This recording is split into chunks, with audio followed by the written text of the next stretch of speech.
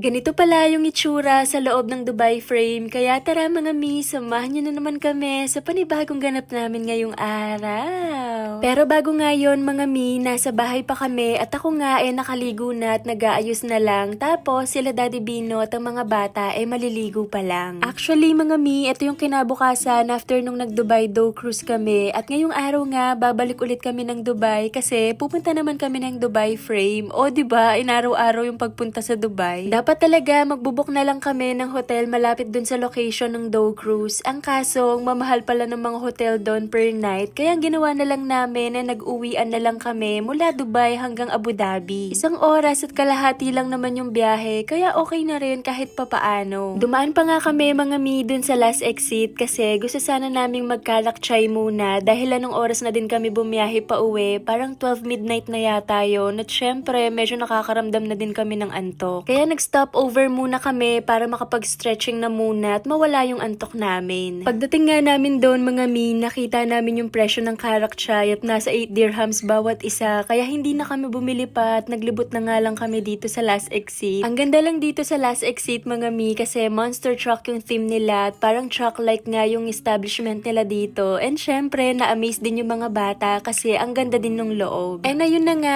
after nga naming maglibot at makapagpahinga ng kaunti, umuwi na din kami ng pa Abu Dhabi. At ito na nga mga mi, yung kinabukasan, ayan, nag-aayos na ako at isi-share ko nga pala sa inyo yung lagi kong gamit na eyelash extension mga mi. Magmula nung na-discover ko to, ito na lang talaga yung binibili ko dahil napakadali lang niyang ilagay at meron na nga itong glue kaya pwede na siyang ilagay agad. Anyway, after naming makapagbihis lahat, bumiyahe na agad kami at mga 5 PM na yata kami nakaalis ng Abu Dhabi, pero okay lang kahit gabihin ulit kami kasi day off naman ni Daddy. Siguro nakadating na kami sa Dubai ng mga bandang 6 PM na at nadaanan nga ulit namin itong Museum of the Future at medyo matagal na nga din kaming naka-curious dyan at yan nga yung isa sa mga gusto naming mapuntahan sa mga susunod na araw. Mga ilang minuto pa, nakadating na din kami sa location ng Dubai Frame at nagpark nga kami dito sa labas, tapos kung hindi ako nagkakamali, parang 10 dirhams yata isang araw na yung parking. Hindi agad namin napansin na malayong malayo pala yung napagparkan namin kasi sa may Fantasy Park pa kami nakapagpark at na-realize namin na meron palang parkingan sa may harapan mismo ng Dubai Frame. Kaya naglakad pa kami ng 10 to 15 minutes siguro kasi akala namin malapit na lang siya dun sa parkingan namin kasi sa sobrang laki ng Dubai Frame, akala mo ang lapit-lapit na lang niya pero akala lang pala yun. Then nung nakadating na kami, dumiretso na kami agad sa ticketing at nasa 52 dirhams per head nga para sa adult at 21 dirhams naman per head para sa mga bata. Doon pa nga lang sa nilalakaran papunta dun sa building mga mi ay napakaganda na at napapalibutan ito ng malawak na garden at ang sarap mag-picture-picture dahil kitang-kita mo na agad yung napakalaking Dubai Frame. At syempre, hindi na rin namin pinalagpas yung pagkakataon na mag-picture-picture na din dito. Pagpasok namin, pumila lang kami at medyo madami nga din yung mga pumunta ngayon kasi weekend din ito nung araw na to. Habang naglalakad nga kami dito sa loob, may mga nakita kami ng mga displays and exhibits na nagpapakita ng kasaysayan ng Dubai. Nakakatuwa siyang panoorin dahil makikita mo kung paano nagsimula yung Dubai noon at kung paano na ito naging isa sa mga pinakasikat at pinakamodernong lungsod sa buong mundo. Makalipas nga yung ilang minuto, sumakay na kami ng elevator papunta sa pinakataas ng Dubai Frame at ang bilis ng elevator mga mi, pero medyo nakakalula nga lang siya kasi dito ako pumesto sa may view dito sa dulo. So habang umaakyat, nakaramdam talaga ako ng takot kasi feeling ko mahuhulog ako dito at hindi ko tuloy maiwasang mapakapit ng kaunti dahil medyo nakakakaba rin kapag nakikita mo kung gaano kataas yung inaakyat nyo. Nasa 48th floor nga yung inakyat ng elevator at paglabas nga namin, napawaw nga agad kami sa ganda ng tanawin dahil sa isang side mga mi, makikita mo yung ilang bahagi ng Dubai at sa kabilang side naman ay matatanaw mo dito yung Burj Khalifa. Ang hindi talaga namin ine-expect dito mga mi, meron pa palang pa-glass floor. Kaya nung nakita ko to, abay nanginig na naman yung tuhod ko kasi actually takot talaga ako sa matataas na lugar. Kaya nung inaya ako ni Daddy Bino na maglakad dito, medyo nag-alangan talaga ako kasi feeling ko mahuhulog talaga ako. So isa pala to sa mga pinakaabangan ng mga bumibisita dito ay yung glass floor. Salamin talaga yung sahig sa ibang bahagi kaya makikita mo yung baba habang naglalakad ka. Sa umpisa medyo nakakakaba talaga lalo na kung takot ka sa heights, pero sa totoo lang habang tumatagal mas na-enjoy ko na rin yung experience. Kahit nga din daw yung mga bata medyo kinakabahan din kasi first time nga naming maka-experience experience ng ganito, pero tuwang-tuwa din naman sila habang tinitignan yung view mula sa taas. At ang sabi nga ng staff na nakausap ni Daddy dito, nasa 2,000 kg daw yung kayang i-withstand ang bigat ng glass floor na to, kaya safe naman daw talaga kahit maraming tao yung sabay-sabay na nakatayo o naglalakad sa ibabaw. Nakaka-amaze lang isipin mga mi na ganito kalakas at katibay yung pagkakagawa dito at habang nakatayo kami sa glass floor, ramdam mo yung combination ng kaba at excitement. Pero at the same time, kampante ka rin kasi alam mong engineered talaga siya para sa safety ng lahat at sabi pa nga nila, kaya nitong suportahan hindi lang simpleng bigat ng tao, kundi talagang design ito para sa heavy load at strong impact resistance. Kaya habang tinitignan mo yung baba, mapapawaw ka na lang talaga kung gaano ka-advance yung design ng Dubai frame. Habang nasa observation deck nga kami, ilang beses talaga kami nagpabalik-balik maglakad dito sa may glass floor kasi kitang-kita mo talaga yung mga kalsada, buildings at yung mix ng old and new Dubai. Ang sarap lang tumayo sa gilid at mag-observe kasi parang ang peaceful ng feeling kahit nasa gitna ka ng isang busy na city. At syempre, hindi na rin namin pinalagpas na makapag-picture-picture lalo na dito sa glass floor. Ang cute nga ng mga bata kasi kahit medyo kinakabahan sila sa taas, game na game pa rin talaga silang mag-smile at mag-enjoy. After ng ilang minuto, nag-decide na rin kaming bumaba at paglabas nga namin, grabe yung init ng hangin sa labas pero parang wala lang kasi sobrang overwhelmed pa rin kami sa experience. Nagstay pa kami sandali sa garden area para makapagpahinga at maglibot ulit at mag-picture-picture na din. After that, naglakad na kami pabalik sa parking at medyo pagod na rin pero masaya kasi sulit yung buong araw namin. Habang nasa sasakyan nga kami, napag-usapan na rin namin ni Daddy yung next na plan namin kung saan naman kaya kami sa susunod na pupunta dito sa Dubai o sa Abu Dhabi. Kayo ba mga mi, meron ba kayong maisasuggest na pwede pa namin pasyalan dito sa Dubai o kaya naman sa Abu Dhabi? Para kasing ang dami pa naming lugar na hindi napupuntahan dito at sobrang dami kasi ng mga places na pwede pang i-explore. At bago kami tuluyang umuwi, dumaan muna kami sa may Madinat Souq malapit sa Burj Al Arab at namasyal pa kami doon pero sa susunod na vlog ko na lang to ichichika sa inyo. Yun lang, Momshi, masalama!